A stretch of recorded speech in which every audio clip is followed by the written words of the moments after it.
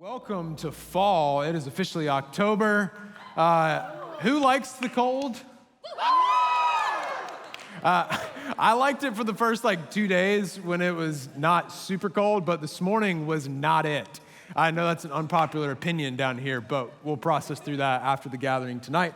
If we've never met before, my name is Carson. I have the pleasure and the honor of helping lead Overflow. I'm really, really glad that you're here tonight, especially if tonight is one of your first nights at Overflow. Especially, we want you to know that we believe that you belong here. You really, really do matter to us. We don't care about numbers. We care about people.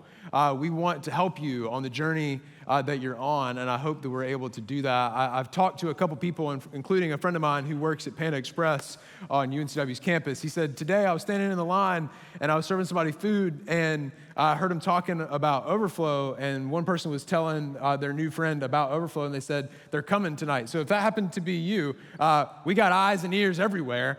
Stefan ratted you out. I'm glad that you're here, especially if that's you. Tonight we are starting a new series called A Movement Like No Other, a series, a conversation, kind of a teaching pathway on the church. And this week we're starting the conversation by talking about church hurt and the purpose of the church. Because I think that it's critically important when we process how we interact with the church to remember several really, really critical things about the early church and the way that Jesus intended for the church to function. So more about that here in just a minute. Next week, Clay Everett is going to be standing right here for the message. I'm pretty excited about that. He's going to be talking about what your calling as an individual, as a person is in the way that you interact with and participate with the church. The week after that, we're going to take a pause. We're going to take a break from the series, and we're going to welcome Passion to the room that night. That'll be really fun. Sadie Rob Huff and Sean Curran will be standing right here that night. Don't miss next week because we're going to give you some really important information about that week. Then the week after that, we're going to come back and we're going to talk about politics in the church. That'll be a fun one. But that's not where we're going tonight. We're talking about the idea that the church is fundamentally different. It's fundamentally different than I think that we might first imagine. So to jump right in tonight, I want to kind of establish a foundation for where we're going. Something that I believe to my core, but it's something that I haven't always believed. It's something that I believe to my core now. It's not something that I've always believed. Is this: the way of Jesus is more distinct and pervasive than anything the world has ever seen before. Now, if you hear me say that and you're like, bro, it is distinct and it is pervasive and not a good way. Maybe you've been hurt. Maybe you've been frustrated. Maybe you've been turned off by the church. Maybe you've been pushed out of a church.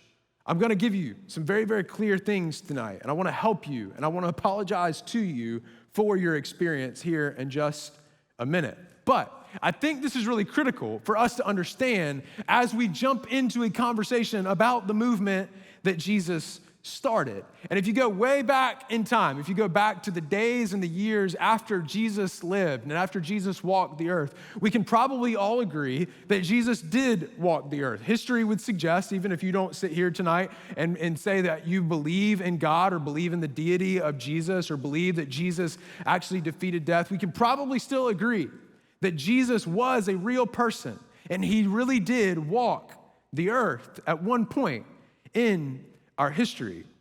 And a guy who came on the scene in between the 2nd and the 3rd century, who was not born in a Christian household. It's actually kind of recorded for us that he was a pagan. He was actually a lawyer, and he converted to Christianity after he interacted with the way of Jesus. And his name is Quintus Tertullian. And here's what he said when he kind of stepped back and looked at the movement of Jesus that was alive in the world. He says this: what shall I say of Romans themselves? Because Rome was super big, it was very, very powerful in that day and age, who fortify their own empire with garrisons of their own legions, nor can extend the might of their kingdom beyond these nations. Talking about the struggle that Rome was having to continue to grow and expand their empire. They were incredibly powerful and incredibly wealthy, and they had all of these resources, but they were still limited and their influence. They were still limited in what they could pull off in the world. He's beginning to draw a comparison between the Roman Empire and the thing that he sees to be true about the Jesus movement. He goes on, but Christ's name is extending everywhere, believed everywhere, worshiped by all the above enumerated nations, reigning everywhere, adored everywhere, conferred equally everywhere upon all. And if we're being really honest, this does not sound very much like 2022. This sounds fundamentally different because it feels like the momentum of the church is at an all-time low. The people are disinterested in church because of the hurt that they've experienced or the ideology that they can't get on board with about church, or maybe just the way that they grew up in church. The thing that I'm here to tell you tonight, and I hope show you over the next 3 weeks, is that perhaps your interaction with the church, maybe the reason that you walked away, wasn't based on the way that Jesus actually intended for the church to function. The church has a calling unlike any other, and it also has an ability to go everywhere in the world, every corner of the planet, and be given. The message of Jesus can be given to every person on the planet. And I believe that when we take hold of who Jesus is and what he came to do, we will be fundamentally different. So how did the church get started? There were several different people that played a lot of really, very substantial roles in the way that the church kind of got off the ground. Two very specific people, one which we're going to press into very deeply tonight. Peter and Paul are the two people that I am referring to. Peter is the guy that if you grew up around church and you heard someone talk about the guy who denied Jesus 3 times, that was my boy Peter, probably would have been me. Jesus told him, bro, you're going to deny me 3 times. Peter said, nah. A couple days later, he did it. Which is a whole nother story. But we actually find in the very end of the book of John, and Clay's gonna actually talk about this a little bit next week, Jesus goes back to Peter after his resurrection. And for every time that Peter denied Jesus, Jesus reaffirms his calling, and his calling being feed my sheep. In other words, build my church. So that's Peter. The other guy is named Paul. Paul wasn't always named Paul. His name was first Saul. Pretty bad guy. He was on a mission to kill the church. He did not like Christians. It was his life's mission to tear down the church. But in the way that Luke records the way that Paul was functioning, we get a window into the way that the church was actually seen while Paul was persecuting the church, and then what Paul ended up believing about the church. Acts chapter 9, if you have your Bible, we're going to be in Acts, we're going to be in Matthew, we're going to kind of jump around to Galatians at some point. We're going to cover a lot of ground. So if you're the kind of person that wants to follow along everywhere we go, I hope that you are ready for kind of a sword drill if you grew up in church. Can't believe I just said that. Acts chapter 9, verse 1. Luke is the author of Acts. He's the same guy who wrote the book of Luke in our New Testaments. And he is an incredibly brilliant guy. It's actually believed that he was a doctor. And at the beginning of both of his accounts, he kind of makes it really, really clear that he's actually writing these accounts to a guy named Theophilus. In the way that he starts his book of Luke, he says that he carefully investigated all that he has written about. So we can know that Luke put a lot of time, a lot of research, and a lot of effort into what he wrote. Acts chapter 9 says, meanwhile, Saul was still breathing out murderous threats against the Lord's disciples. He went to the high priest and asked him for letters to the synagogues in Damascus, so that if he found any there who belonged to the way, whether men or women, he might take them as prisoners to Jerusalem. Belonged to the way. The way was the way that the church was actually referred to in its first season of life. It was not called the church yet. It was called the way. And we actually see, Saul, he gets converted on the road to Damascus, actually running after the story. It's really, really powerful. We don't have time to go into all that, but if you flip forward several chapters to Acts chapter 24, we see where now Paul has been converted to the way, and he's now standing trial in front of Governor Felix for some accusations that had been brought against him as a member of the way. This is really interesting. He says, you can easily verify that no more than 12 days ago, I went up to Jerusalem to worship. How different than Acts chapter 9. Originally, he was talking about bringing prisoners to Jerusalem. Now he's talking about that he went to Jerusalem to worship. My accusers did not find me arguing with anyone at the temple or stirring up a crowd in the synagogues or anywhere else in the city, and they cannot prove to you the charges that they are making against me. However, Felix, I gotta be honest with you. I admit that I worship the God of our ancestors as a follower of the way.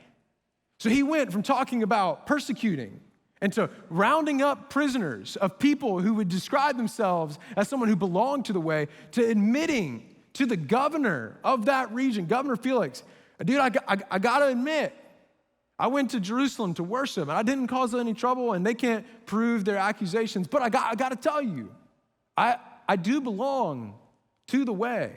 So my question that we've all got to wrestle with, and I think we've got to wrestle with this our entire life, is the gravity of someone who went from killing Christians, the person who hurt the church arguably the most in its early days. How did he go from hating the Jesus movement to one day dying for the Jesus movement because he believed in it so deeply? Taking a quick break from that, my daughter is almost 4 months old, which is crazy to believe. Next week, Lynn and Tom, we can put these photos up here. I brought a few. Girl power. Notice this. Her initials are LPG, which means she's gonna be a pastor, Lady Pastor Goslee one day. We built that intentionally. She just started teething a couple nights ago. So Saturday night, she was up all night, and I got to confess, I think Maddie's watching online right now, so I've got to be really straight with you. I didn't get up at all. Maddie was up with her all night, and it's not my fault, guys. I didn't hear her. Like, I sleep so heavy, I do not hear her crying, so Maddie stays up with her all night, but I've told Maddie that she can wake me up. This is actually Lynn in one of our Grow Zone cribs. We were at Vigilant Hope. She came to a couple meetings with me a couple weeks ago, the best thing in the world. These pictures have no really importance to the story that I'm about to tell you, but they're of Lennon, and I love Lennon. So a couple of nights ago, before she started teething, I was sitting in her room trying to help her go to sleep. And I'm like literally sitting on the floor beside her crib, and she's like protesting the passy. But she wants the passy, but she doesn't really know that she wants the passy, right? She's doing this thing, she like shakes her head back and forth. She's like trying to stick the passy in her mouth, but you're not trying to be too aggressive, but you're trying to be just strong enough to where she like will take hold of the passy and help herself go to sleep. And I'm sitting there, and she finally gives up and surrenders and kind of takes a break and begins to fall asleep. And I'm just sitting there watching her fall asleep in a pitch black dark room with the sound machine making all kinds of rain noises in the corner. And I had this thought, man, I really, really hope that she loves the church as much as I do. I really, really hope that she feels like she belongs in the church. I really, really hope that the church doesn't change her view of God in a negative way. I hope that she grows up loving Jesus and taking hold of the love that Jesus has for her. So I'm kind of sitting there like emotional, and I'm like praying that Maddie doesn't come in because I just like needed a minute. And then I walked out, and I started thinking about the way that God sees us as his children. And I have to imagine that God has the same hope for you, but so much more. He wants you to belong at his church. He wants you to be cared for by his church. He wants you to experience his love as a function of the church. So yes, it breaks my heart in so many more ways than you might imagine. If you're sitting here tonight or you're watching online and you would say your experience with the church has been far from good, you struggled to feel like you belong in a church. And I'm not just talking about sitting in a gathering like this, but as a member of the family of church. It breaks my heart. I grew up in several different churches. I grew up going to Christian school. My school was so small, I graduated with like 23 people. I had a senior year history class 2 doors down from my original first grade classroom, at which point, while I was in my senior year history class, my first grade teacher was still teaching first grade in the same room that I went to first grade in, and I'm pretty sure the wall decor was the exact same, if that kind of gives you a window into the church or the school that I grew up in. And we went from church to church to church, and I always struggled to connect. And I always struggled to apply what was being talked about, because what I would see is someone like me standing on a stage with a microphone on their head, talking about all these things, and talking about God, and talking about love, and talking about Jesus, and talking about the law, and all these different kind of details that come with the Christian religion, we'll say for a second. But then I would talk to them after, or I would see them out, and their actions didn't match up with what they preached. And that began to kind of challenge my view of God. It began to challenge the way that I saw, the way that I was going to live out my faith. And I was like, oh, cool, well, maybe this is all about religion. Maybe this is all about getting it right. I was in debate class in high school. I could argue with a tree. I could still talk to that wall right there. I'm super obnoxious. More on that in just a minute. But I kind of came to this realization of like, okay, I need to go really, really deep in my theology. I need to memorize a bunch of Bible verses, and then I need to go tell the world how wrong the world is and make sure that they feel guilty enough for it that they then begin to follow God. And then one day, 5 words changed my entire view of what being a Jesus follower, what being a member of the church actually looks like. And here they are, these 5 words. By this, they will know. These are Jesus' words when he gives a new commandment for people to love as he loved them. He said, by this they will know. In other words, by your love, people will know that you're my follower. By your love, people will know that you are a member of my church. So I had a lot of deconstructing to do. And I know that's a really popular term around the Christian world right now, and there's some really good things about it, and there's some really intentional things that we could unpack, and maybe we'll talk about that later. But my point is, I had a crossroad moment, a kairos moment, where I was going this way in my faith and living out my belief in God to going this way. And I hope that tonight, for some of you, will be that moment where you were going this way in your faith. Maybe you realize the way of Jesus is this way, and that's not something to feel guilty about. It is something to know and to do something about. Because Jesus flipped the tables of religious pride and control by making love the guiding ethic of our theology. He flipped them over. Religion prides itself on control and arrogance, sometimes narcissism. Overly confident that we have all the perfect answers and they're easy to believe, and we should just believe and move on when something is hard to understand or hard to apply to our life. Jesus flipped that on its head and said, by your love, people will know that you are my disciples. So, over the past year, I've had so many great conversations with people down front on Tuesday nights. I've had so many great conversations with people over coffee and lunch. And I kind of study, like, what are the common threads in a lot of the conversations that I get to have with people? I'm super extroverted, so conversations do not exhaust me. I love hearing, like, what are people going through? I love to be with people in the thing that they are struggling with. And 2 of the consistent common themes that have been in our conversations over the past year are struggles with their mental health and trauma, and the way that the church treated them. There's the two biggest things. So I started taking a lot of notes on what are people using to describe their experience with the church, especially the experiences that have not gone so well. Here are 9 words that I've heard very, very consistently from some of you. Maybe some of you have talked to me down front. I promise that I've changed the exact wording a little bit to where you don't feel like super called out or super vulnerable in this moment. But here are the 9. that I've heard over and over again, that the church is hypocritical. That every time that they walked in church growing up, or maybe even now, it feels overly tense. It feels like the church has a bone to pick with every single person that walks in, or they don't feel like they could ever be friends with anybody like me or anybody on staff or as a part of being a leader in a church. Maybe the church has felt unsafe time and time again. Maybe that's because the church has felt like it's really, really dishonest in the way that it functions, in the way that it operates in the world. A lot of people say the church just feels incredibly judgmental. Some people are just plain frustrated by the church and some of the stances that the church has taken or some of the things that the church believes in. Some of the people have literally said the church feels like the most hateful movement in the world. That has been said. I've received that. I've heard that. I've felt that with people.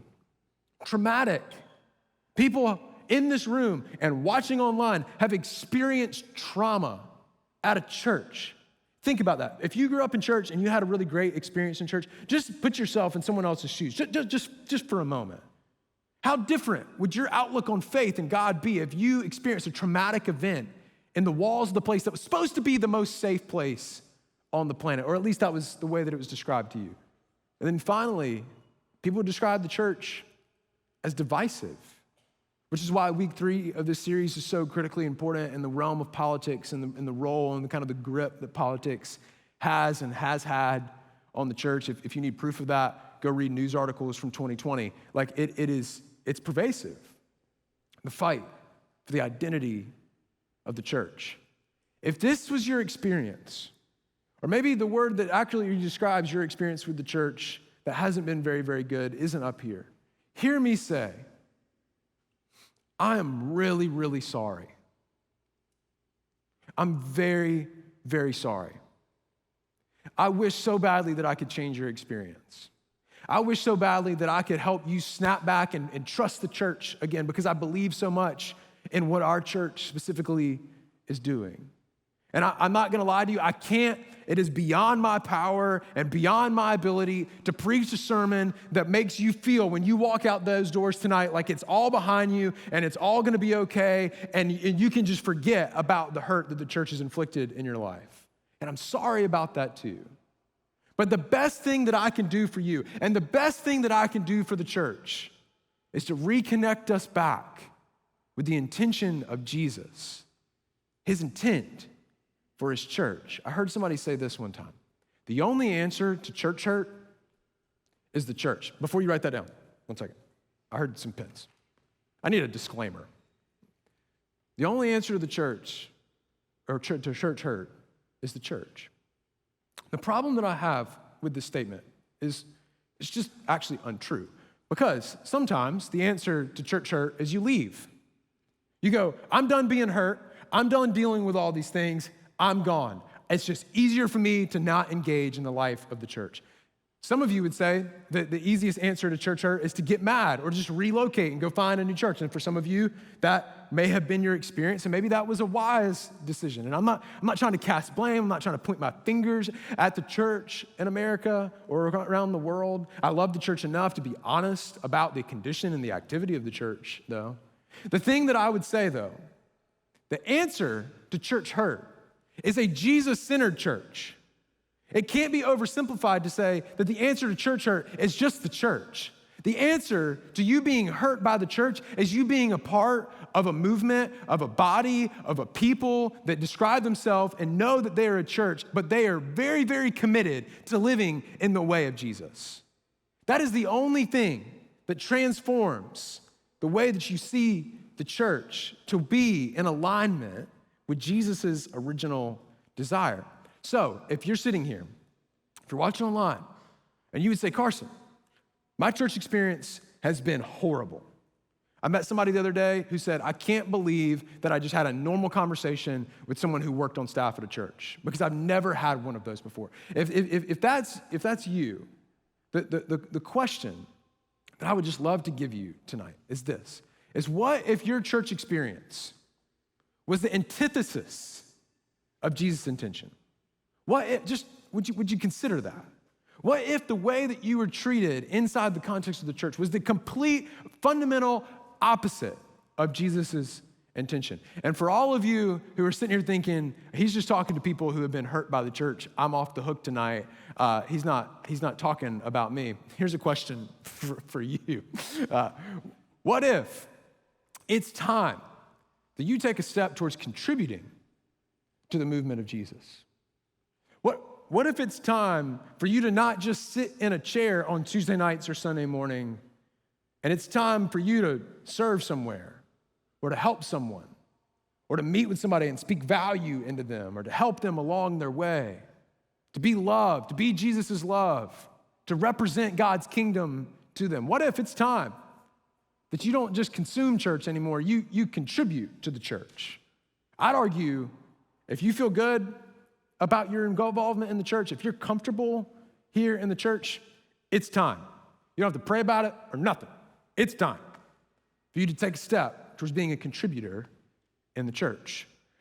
Several years ago, someone asked me, he said, Carson, tell me this. Why are you so passionate? Why do you talk so loud? Why are you so excited about the church? And I was like, I'm sorry that my excitement is frustrating to you. I actually have a really big airway. In fact, my airway is actually the biggest one my jaw doctor has ever seen, not bragging or anything. The average airway is supposedly between 120 and 200 square millimeters. Mine's 439. These are just the facts. Paid $350 for that scan, and now I'm hanging over everybody's head. Everybody in the office, they're like, Carson, bro, you're just too loud. I'm like, I can't help it. My voice is just the way that my airway is. I don't even know where my airway is, but I'm bragging about it. But the thing that I told him was this: if Jesus was like they said, talking about Matthew, Mark, Luke, John, and James, and Jude, and all these people who walked the streets of Galilee with Jesus, if Jesus was actually like they said that he was, and he died and then lived again, the church should be the most loving, safest, generous, joyful, and hopeful group of people on the planet. Jesus followers, can I get an amen? That this should be our reality. This should be true. Now, maybe I shouldn't yell as much, and we'll talk about that if we want to, but this should be true. Like, we should be ecstatic about the Jesus movement. We should be all in. We should be following Jesus with everything that we have because of who he was, the way that he lived, the way that he died, the way that he rose again. And this is so important for us to understand when processing the church. Jesus didn't come to build a building. He didn't. He didn't come to build a building or continue an old system, but to establish a people and demonstrate a new way forward. He didn't come to build a new version of the temple that people were so used to in the time that he was on earth. And people were so confused about that. They were actually really, really frustrated about that. And more on that in just a minute.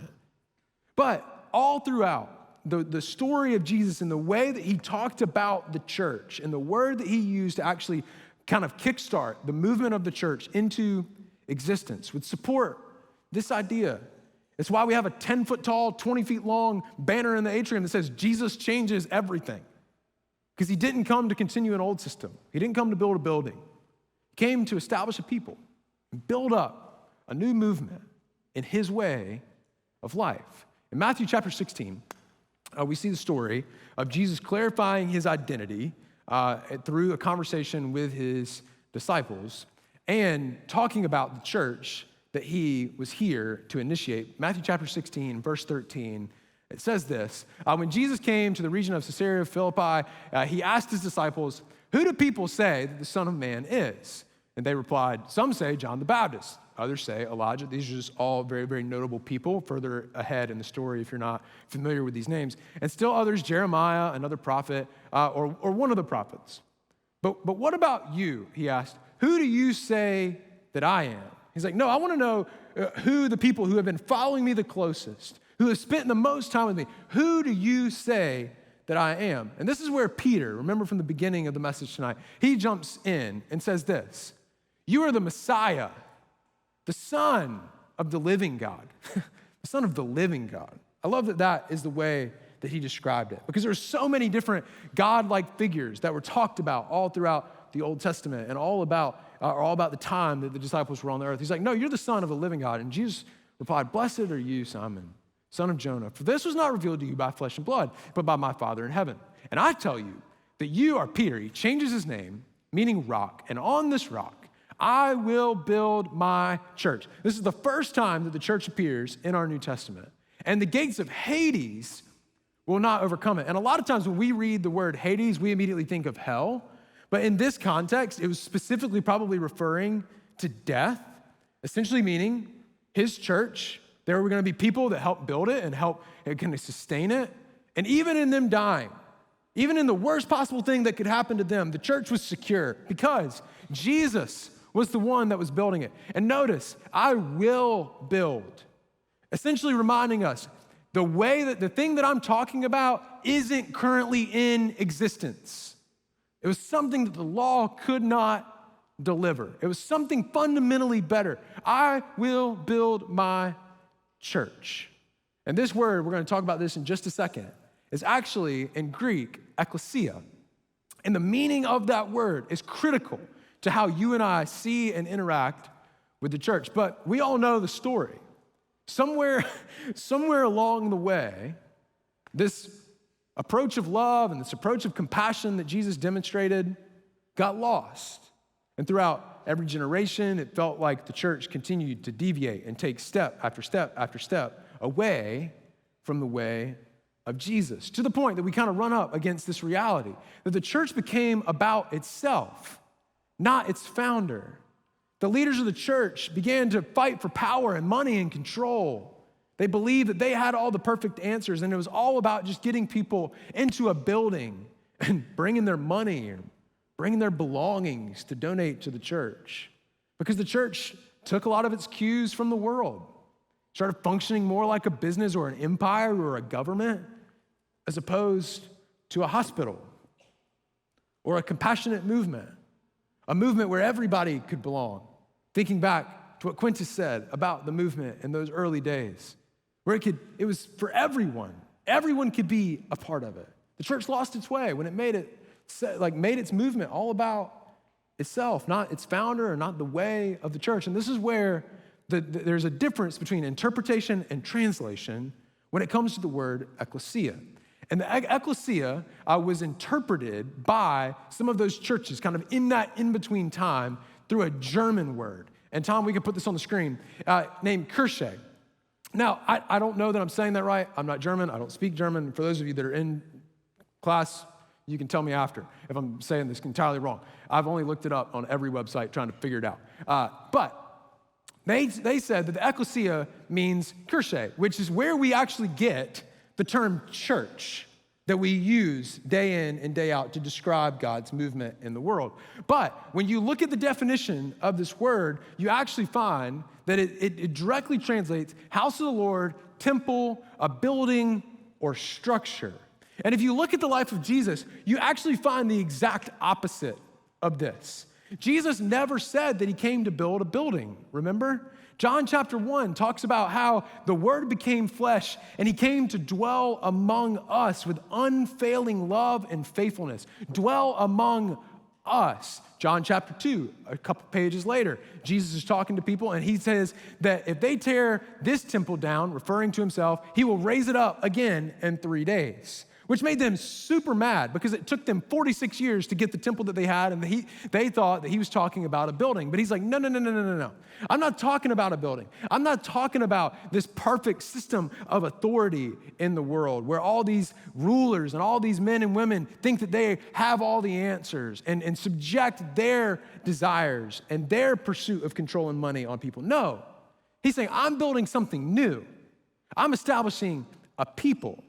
And William Tyndale, who in 1522 was working on several different kind of retranslations, zooming in to what do some of these things mean, he described ekklesia as this. Ekklesia actually means an assembly, a gathering, or a congregation.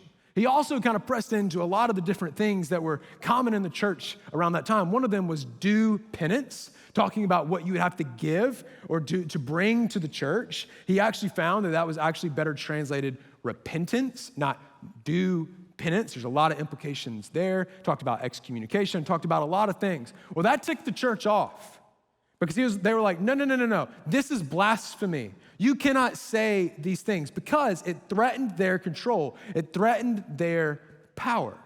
So about 10 years later, William Tyndale was killed by the church.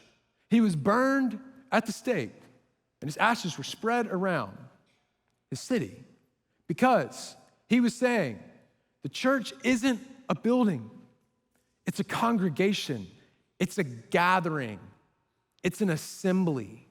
And thank goodness he did the work, because now you and I can look back at that passage, at that declaration of a new beginning that Jesus came to give us in Matthew, to form a more accurate view of what does the church mean? What is the church for?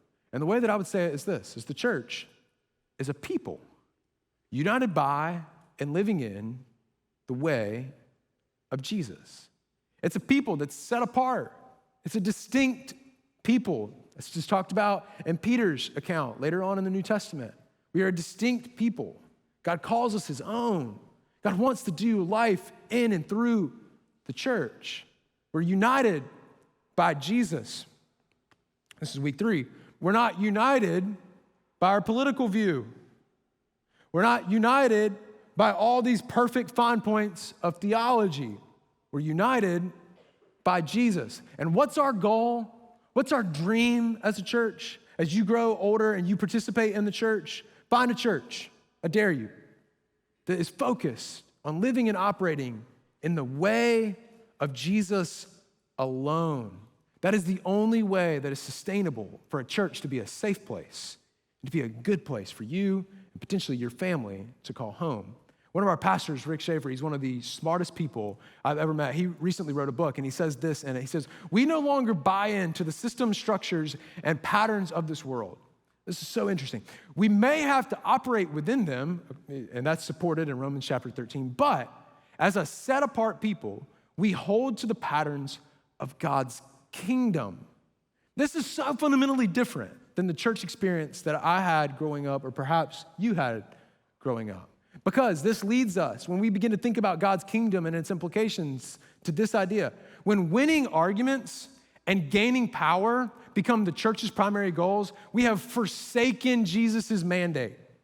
Understand that. When the church thinks that its function is to gain influence or gain power or to gain control over the world or kind of force or manipulate people into living a certain way at their own expense, we have forsaken the Jesus-given mandate. Matthew chapter 23 or 28 is where Jesus makes this really, really clear, talking to his closest people. It says, then Jesus came to them and said, all authority in heaven and on earth has been given to me. Therefore go and make disciples of all nations. I bet this made his disciples so mad because they didn't want to go to all nations. They didn't want to talk to the outsiders because they were so focused on their insider kind of crew and their people and their community and the Jewish community. He's like, no. I want you to go and make disciples of all nations, baptizing them in the name of the Father and the Son and the Holy Spirit, and teaching them to obey everything. What? This is, by definition, heretical to a lot of them in this day. But I want you to teach them what I have commanded you. Remember? By this, they will know. By your love, they will know that you are my disciple. And surely, no matter where you go and no matter what you experience, I will be with you always to the very end of the age. Jesus' version of the church had nothing to do. It had nothing to do with leveraging fear and control to gain money and power, but everything to do with helping people experience God's kingdom. It had absolutely nothing to do with fear or control. Jesus chose to never leverage fear as a tactic to get people to follow him. He leveraged his love. He leveraged his compassion. He wasn't focused about building a financially successful movement. He was focused on building a compassionate movement, A movement that saw lepers and saw Samaritans and saw people that were considered on the absolute outside of society and said, hey, you're with us now. You're our people.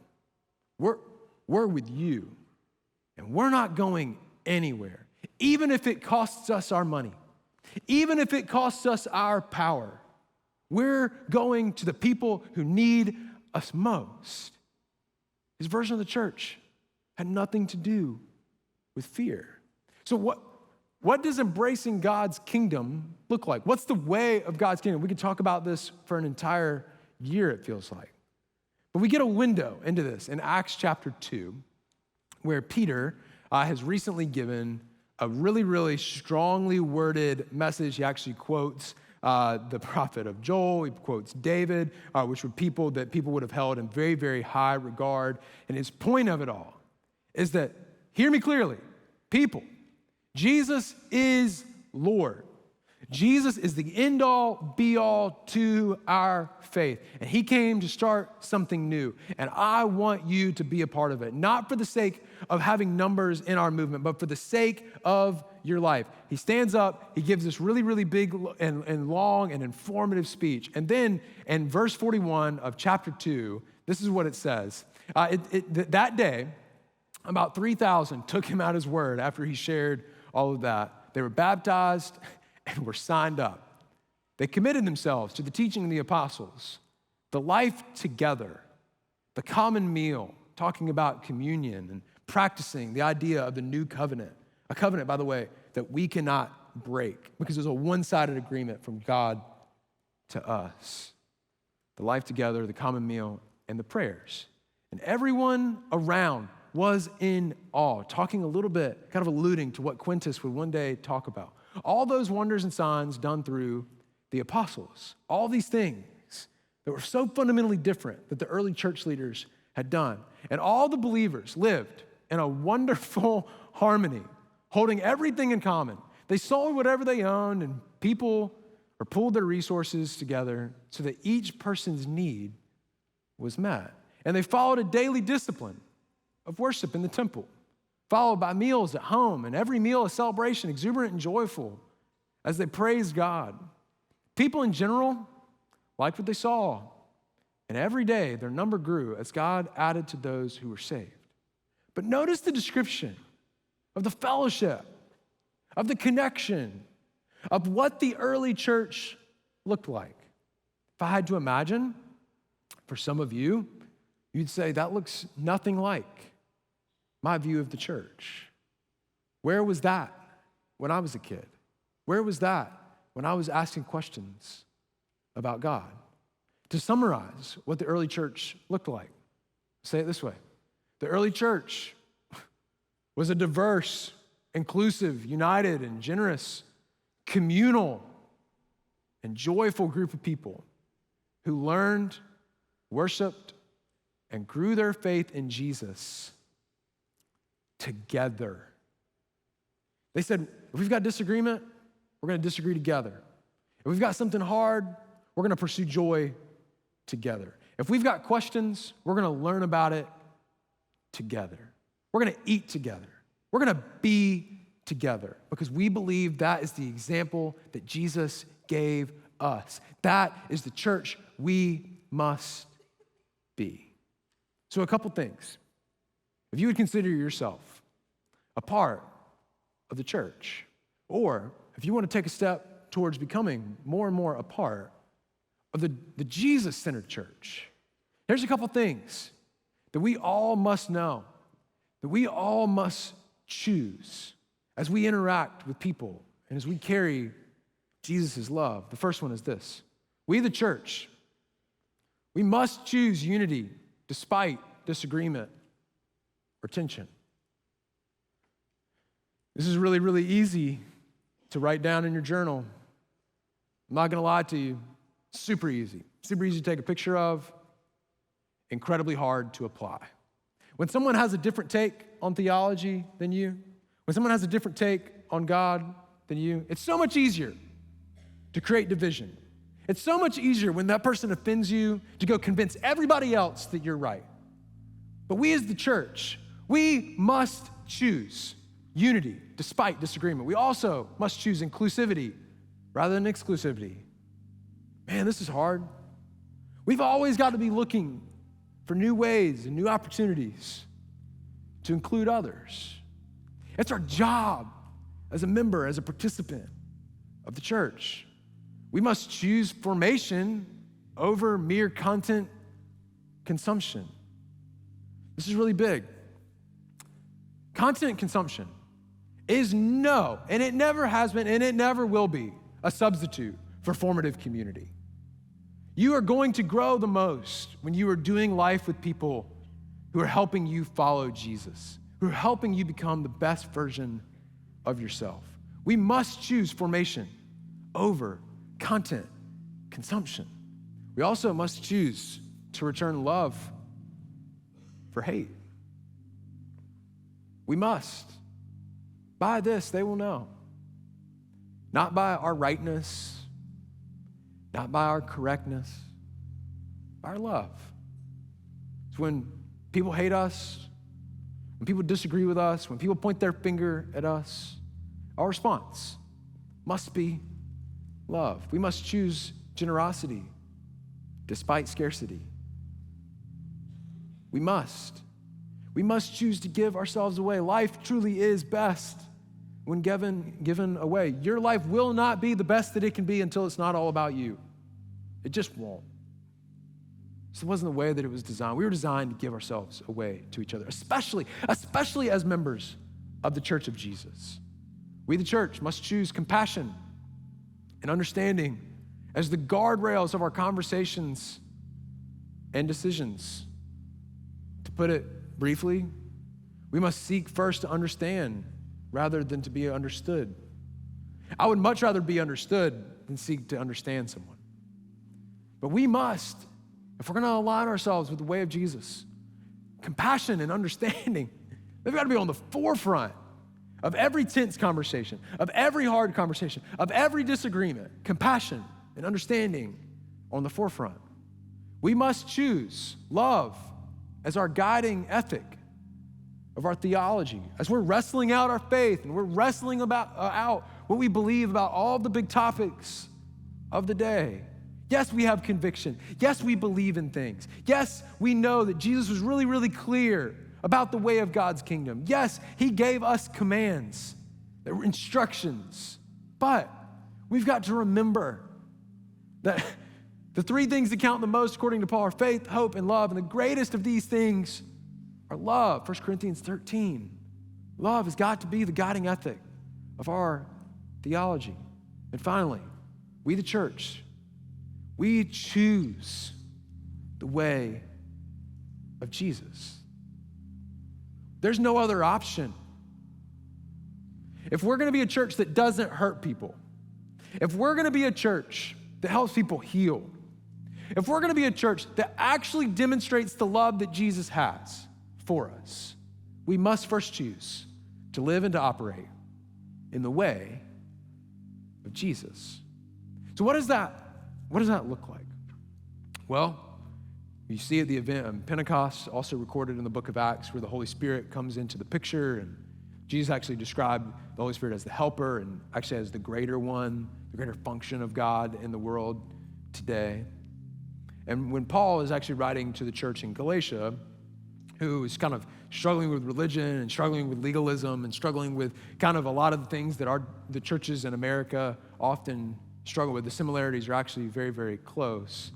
Galatians chapter 5, verse 22, he says this: the fruit of the Spirit being in your life, the fruit of God's Spirit being alive and in charge in the church, they're love, joy, and peace, and patience, and kindness, and goodness, faithfulness, gentleness, and self-control.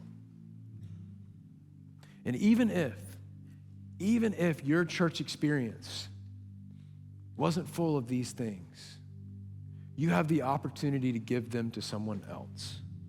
And this is the most important part. You have the opportunity to receive these things from your God. You have the opportunity to receive love, from your Father in heaven. You have the opportunity to receive joy and peace and patience. This is really hard for me with a 4-month-old. Kindness, goodness, faithfulness, gentleness, and self-control. So if we think about the 9 things that we talked about in the very beginning, that we all kind of think about when we think about the difficulty that we may have experienced with the church. Just what if? What if your next move was to put another list beside these? The list of the fruit of God's Spirit. So in light of the church being hypocritical, what if God was love? In light of the church feeling like a place that was tense, what if God had joy for you in that? What if the church feeling unsafe and like a place that you couldn't be yourself in? What if God's actual intent is peace? What if the church being just fundamentally dishonest about some things? What if God's intention was to have patience with difficult topics and difficult conversations? What if instead of feeling judgmental, feeling kindness from God? What if instead of feeling frustrated because of the activity of the church, what if the activity of the church was actually supposed to be goodness? And what if goodness is the thing that God wants to dump into your life by the truckload? What if instead of feeling like the church is hateful, what would be different if no matter what you were struggling with, you received from the church that it was faithful to you, that it wasn't going anywhere, that you belong no matter what? What if instead of trauma, you experienced gentleness? And maybe for some of you that have experienced trauma, maybe what if just the only thing that you experience from the church right now and the place that you're in is just gentleness? What if instead of divisive conversation and divisive propaganda, what if we just practice self-control? What would be different about the church if we leaned in to the right-hand side and moved away from the left? The thing that I would suggest, the thing that I believe to my core, is we would look a whole lot more like the movement that Quintus was talking about, that Peter and Paul died for, the movement that William Tyndale ended up dying for, and so many others along the way who said the movement of Jesus is more distinct and pervasive than anything the world has ever seen because of the identity of its founder, the Messiah and the Son of the living God. God, we thank you for the way of Jesus and the fruit of your Spirit. God, I pray for healing and for hope and for peace in anyone's life tonight as they're sitting here or watching online and their experience with the church has just been hard and been complicated and been frustrating.